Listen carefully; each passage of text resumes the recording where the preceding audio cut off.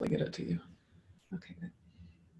Hi, I'm Sheri Menelli, and I am so interested in healing. I have been for my entire life. I was trained as a hypnotherapist and focused on hypnosis for childbirth, but I've always been interested in healing, and that probably came out of my mom having cancer when I was young, from the time I was 6 until I was 14. And so I've always wanted to learn more about healing. And recently I discovered Suzanne Clegg, and I just thought, I've got to interview her and show people what she can do because it's so amazing. And then she comes from this medical background, and some of the things that she has learned has also come from Dr. William Bengston, who's got all of this really interesting research. So thank you, Suzanne, for coming on, and I can't wait to hear about your whole method here. Yeah, I'm super excited to be here. Thanks for doing this. So, you've got quite an interesting background. I know it's on your website, but in a nutshell, can you tell me a little bit about, where you've come from? Well, let's see. I started out as a registered dietitian. I still am a registered dietitian. And then I became an acupuncturist. I'm one of the first American acupuncturists. And then I did 4 years of research of graduate school in neurophysiology. My intention was to do research. And then I decided the funding wasn't available back then, and I wouldn't have been able to do the research in the alternative types of things that I wanted to do. So decided just to be an acupuncturist. So then I became an herbalist and an acupuncturist. And I've worked in rehab centers. I've worked in pain clinics. I've worked in hospitals. And then I've had a private practice for many, many, many years. And then about 12 years ago, I mentored with William Bengston, and he's the man that gave me the confidence to really work with cancer. And then over the last 12 years, I've been basically taught by my patients what works, what doesn't work, how to make it work, what to do when it doesn't work, and really focusing a lot on cancer. I'm also getting certified in natural functional medicine, so using whole food supplements and herbs, and just like really, I guess my specialty is how to coax the natural healing forces in someone's body to be more active and present and make real physical differences in their body. That's awesome. Okay, so you also are an author, and you have a book about cancer, but I hear that you've worked a lot with people, but all of a sudden you're writing a book on pets and cancer. So can you tell me a little bit about that? Okay, good. So here's my book.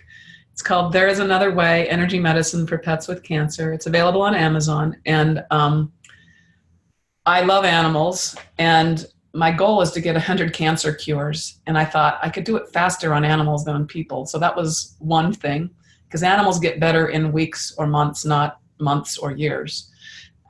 People there's a wide variety of things, but animals tend to go faster, not go faster, but heal faster. And the other thing is there's some my very best patients do better if they haven't had chemo and radiation, and I was more likely to find pet parents that were not going to do chemo or radiation on their animals than not. And I'm not opposed to chemo and radiation. It's just that my method doesn't work so well with that. So I thought I could find that. And then I'm really not treating the animals. I'm teaching the owners how to treat their animals. So I'm really a coach and a teacher for it. I don't actually treat animals directly because they don't know me very well, and it works much better over Skype or Zoom for me to be doing distance healing on an animal and then coaching the pet parent how to do 2 or 3 little treatments during the day, rather than coming to the great healer once a week or something. It doesn't work that way. It works much better. Yeah, it's fun, I think, for the parent. Not fun, I guess it might not be the proper word when they've got cancer, but that's such an intimate thing. So for them to know that they're giving that love and that focus on their animal, I think helps them. No, it's very helpless when your dog or your cat has cancer. You feel suddenly all these trips to the vet, all this, and you're worried about them being in pain. But if I teach you how to put your hands on your pet and then teach you how to tell that they're out of pain, you suddenly feel a little more powerful, or a lot more powerful, and not quite so helpless. And even if it doesn't result in a cure, you know that you've increased the quality of their life and probably reduce their need for medication and your need for less trips to the vet because they're just not so messed up with, it just becomes very messy, the whole hospice-y end of life care. Usually it does for people. Yeah. And this gives you something to do that's simple, that's loving, that you can learn pretty quickly. Like, I can get people started in one session, making a difference in their pet's life. It's really, my goal is is to say, look, it's easy. It's not, you don't have to be special. I mean, I've had a lot of experience, so I know how to make it work when it stops sort of working, but to get started, it's really simple. Okay, great. So when you say one session, are you talking an hour or 2 hours? I'm talking about teaching the pet parent how to give their animal a session. Doesn't mean they'll be healed. Right, but I mean, when you teach them, it's an hour of teaching or 2 hours? The first session is usually an hour, and then after that, the follow-up sessions are usually like a half hour. Okay, so we'll get to that in a little bit too. I want to really talk to you about what kinds of classes or one-on-one sessions. Yeah. Okay. Yeah. Thanks. But I want to know more about how you came upon Dr. William Bengston.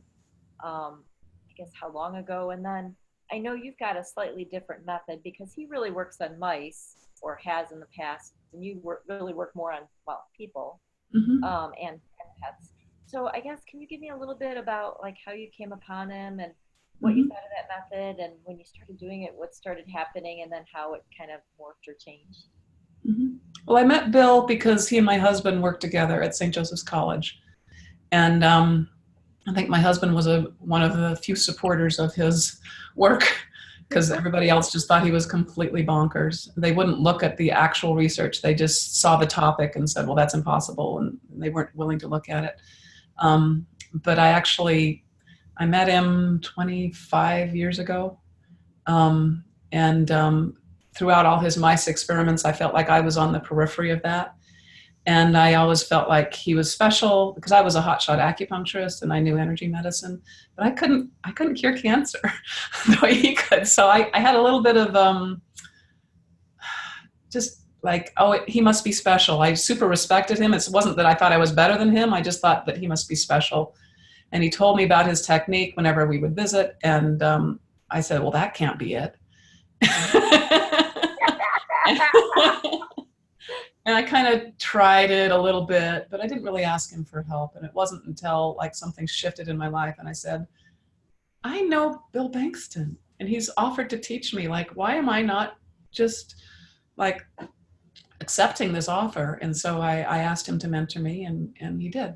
And so I would take my patients to him, and he did to me what I do to for my people is I would give most of the treatments, and then I would bring my patient to him, and he would kind of treat with me or work with me and just give me pointers and give me mostly confidence and the lay of the land of what to look for, what not to look for. And this is on the physical level, is also on the energetic level. There was a little bit of attunement going on because I'm very energetically sensitive. So I was attuning to whatever frequency, for the lack of a better word, he was working with, so that I could replicate that with my patients. And I just became obsessed with his method.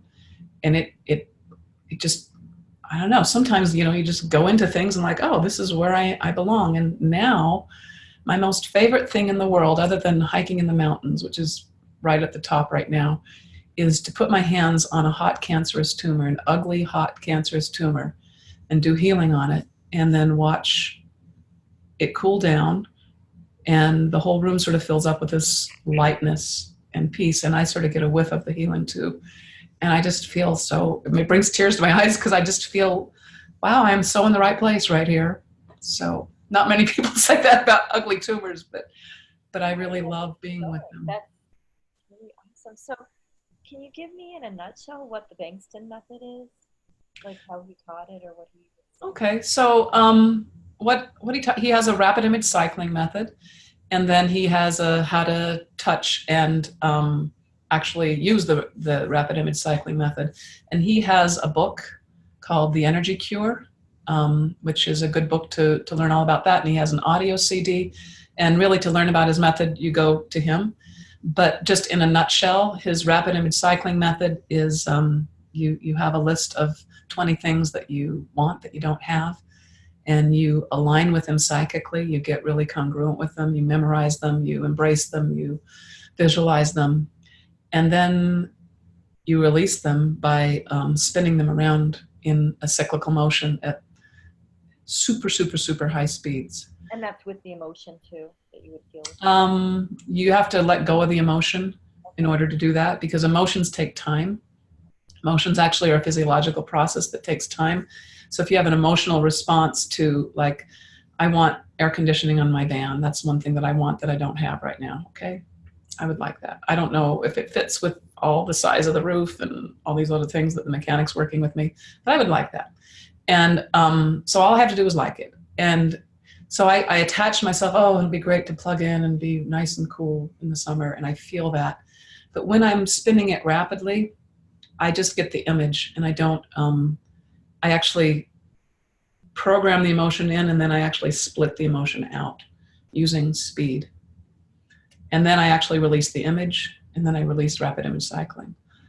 But there's this progression of attachment, release, attachment, release, attachment, release. That's my explanation of that. That's not how Bengston describes it. Do you know, I want to go into a little bit more about that, but do you know why he picked doing images and doing this? I mean, it's such a different concept. Why he does what? You know what? I need to increase my volume. I hope it doesn't destroy the video. Okay, say that again.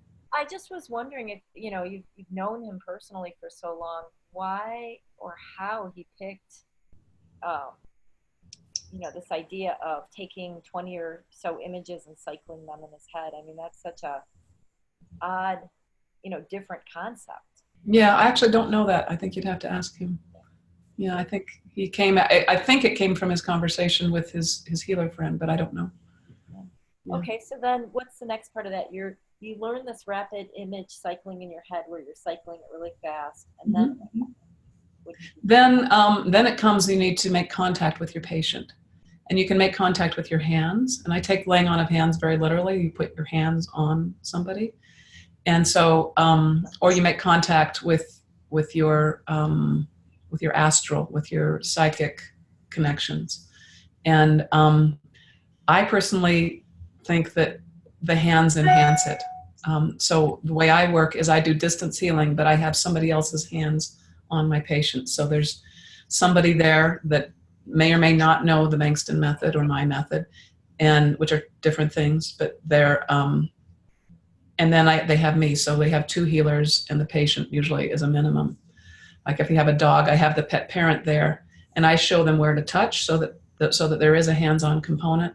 And then I do the image cycling and the healing, the more spiritual and psychospiritual part of it. But they are the hands.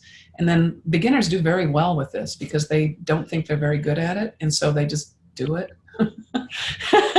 And so with my presence there, giving them confidence, often the pets or the people really respond very dramatically, you know, in the moment, you know, and so you know that at least they feel better right now. The animals respond similar to how the people do, and the people say, oh, my pain just went away. Oh, I feel so much lighter. And since the animals are doing the very same thing that I can measure, I'm assuming that they're also out of pain and that they're feeling much better. And they usually have the light returns to their eyes, and they feel like eating more, and they're pooping better. And physically, like you feel better. Yeah, you can kind of tell. So your method, it's called the Octave. Octave. Octave. Okay. Mm-hmm. Resonance. I'm not working today. Okay, healing approach. So how is that different, I guess? Okay, good. So this came out of my frustration with the Bengston Method, because sometimes it would help people and cool down their tumors and they'd feel better, but sometimes that would be as far as it went. And so people come to me to get better. They don't come to me for a method or a trick. They come to me because I had 35 years of clinical experience with holistic method. You know, they're like, just help me. So what I discovered is that if I did certain things that were not the Bengston Method would work better.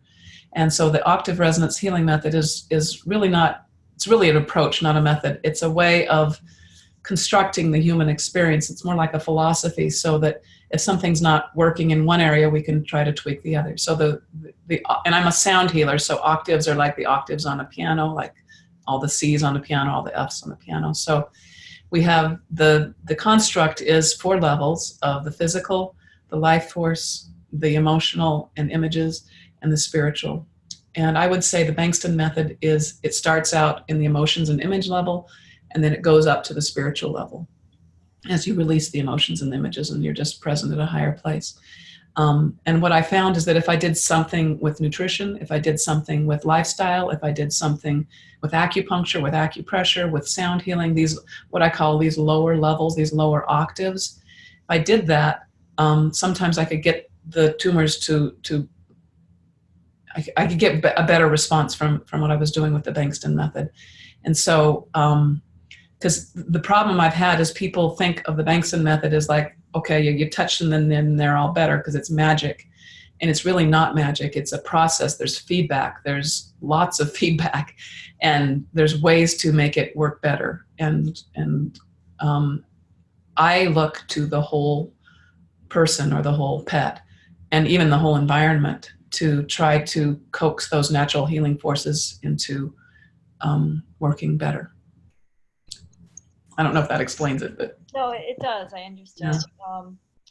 I guess, how do you tell if it's working? Is it going back to you see the pet or the person?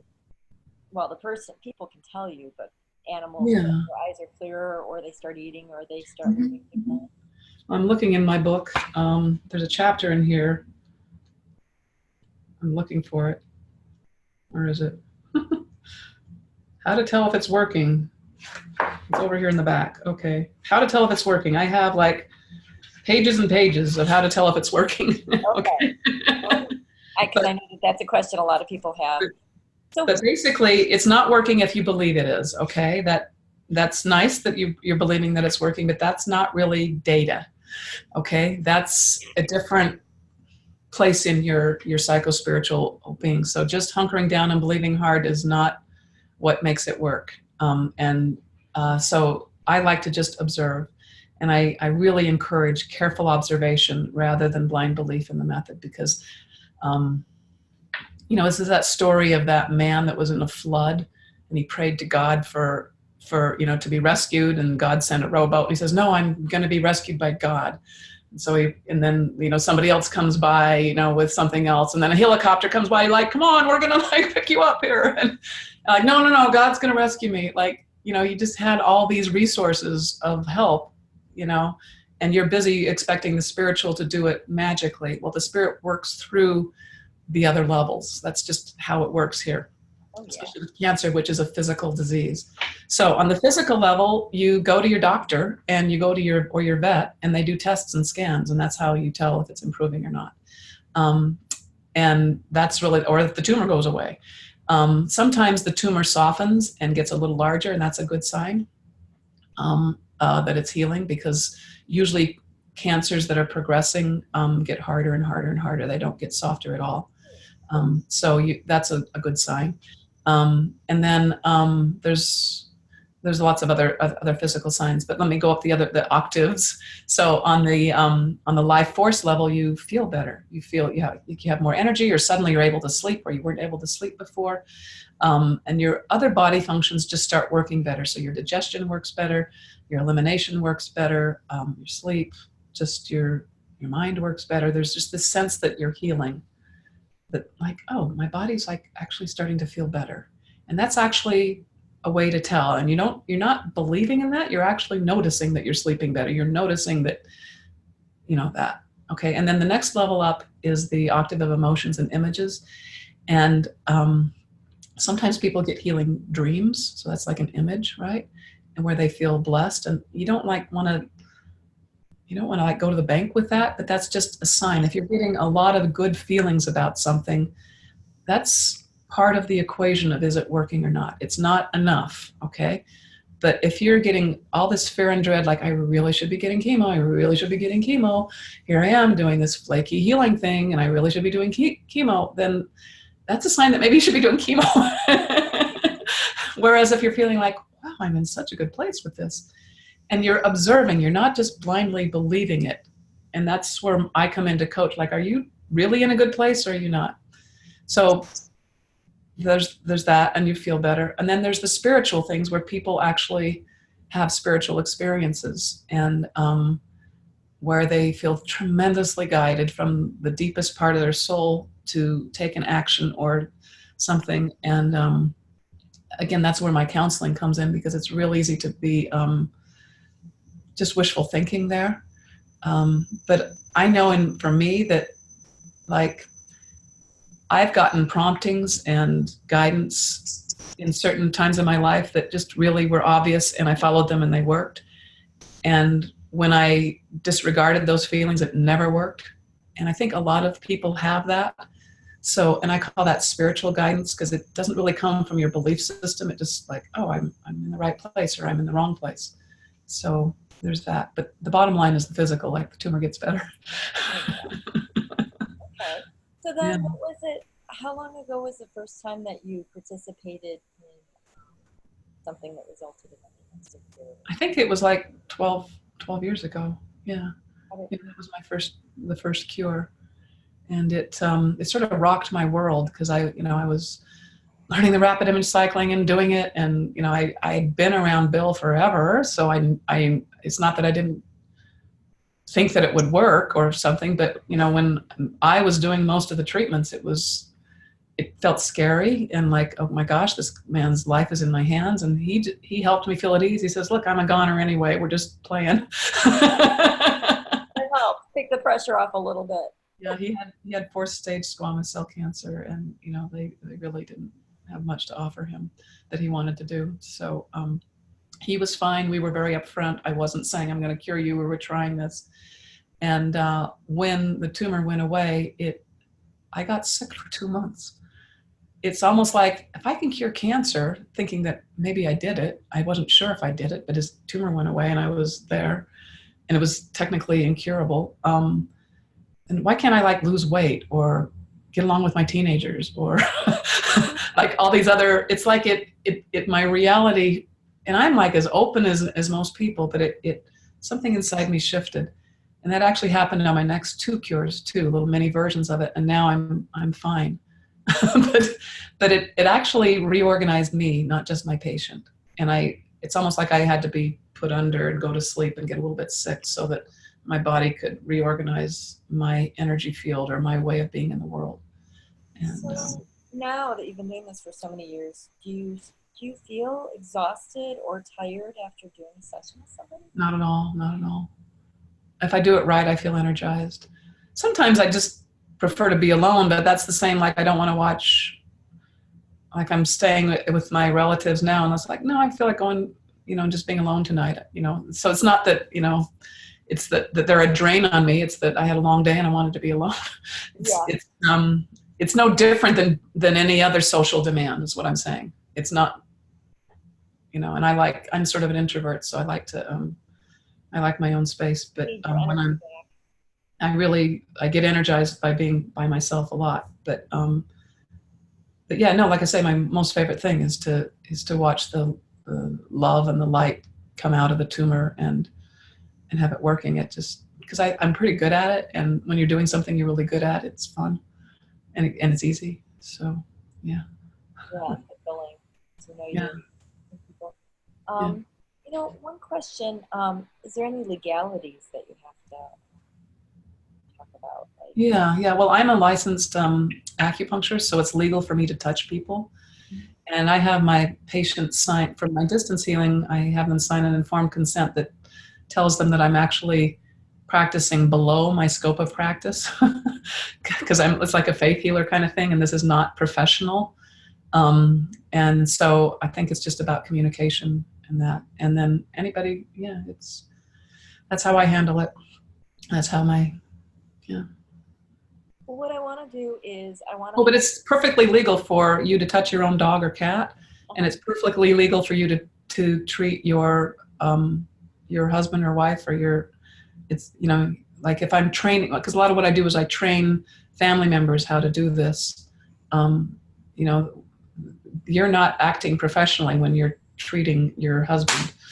You're just acting as the wife or whatever. So you're not pretending to offer a professional service. So there's really not a contract there.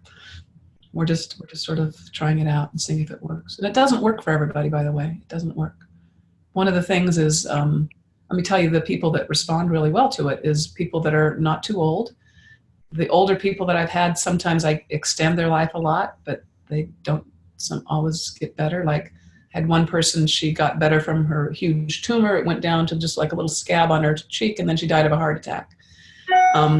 So her cancer was cured, but something, and then that's happened a couple other times. She was like 88 or something, really kind of on there. And I was surprised that her tumor was even going better, because often the older ones don't. So within your normal lifespan. So, and that's happened twice with me, where the cancer's cured and then they die of something else. So I may be able to help cancer, but I'm not in charge of life and death. I'm really not. Life is terminal at some point. That's right. It still happens. The younger usually respond faster, and usually like animals respond faster. And what was the other? Oh, not fasting. It seems like fasting seems to interfere with the treatment. So if people want to fast, because fasting actually is a good cancer treatment, I tell them not to fast on the days that we're working together. And there's a couple others that don't come to mind right now. I think that was in your book, though, too, right? Yeah. Yeah. Got all that in there. I want to wrap this up, because this is part 1, and bring you back for part 2. Okay. So how do people get a hold of you? Spiritgate.com. Okay, spiritgate.com. And you've got some services that you offer through spiritgate.com? Yeah, and I actually, and another way to do it is I have a Facebook group called Spiritgate Cancer Support, and that's free. And I did it so that I could answer questions about this book, because if you're actually doing it, you will have questions. This is like a pamphlet, right? But when you actually get into it, and I wanted to have a forum for that. And then I also do a group distance healing, because I feel like groups really enhance the effect of the distance healing. So I do little mini trainings there. And again, it's not hard to get started and to actually start making a difference in, if I should qualify that, because it works really, really easily for people that have not had chemo and radiation. The chemo and radiation people and pets, it's a little bit like treating a dead battery. And I know how to kind of get around that, but for beginners, that's a hard thing to do. But if you haven't had chemo or radiation, it's so easy just to get started, because the body just sings and hums and responds. And again, I'm not saying not to have chemo radiation, just like if it fits for you not to have that, here's something else you can do that doesn't hurt and might help a lot. Well, I love your Facebook group, and I love that I think it's been Friday morning healings, and I put my friend Adriana in there. You know, it was funny. I discovered you, and the next week found out my friend had brain cancer. And so she hasn't gone through any treatment yet, because they were trying to figure it out. But in the meantime, I got her permission, and 12 of us or whatever sent her healing, and it just made me feel better to know that I was trying to do something loving for her. Yeah. Sending that healing. So I encourage anybody that's listening to this to join that Spirit Gate Facebook. Yeah. All right, great. Well, thanks. Well, thank you, and we'll have you back on for part 2. Okay, great. Okay.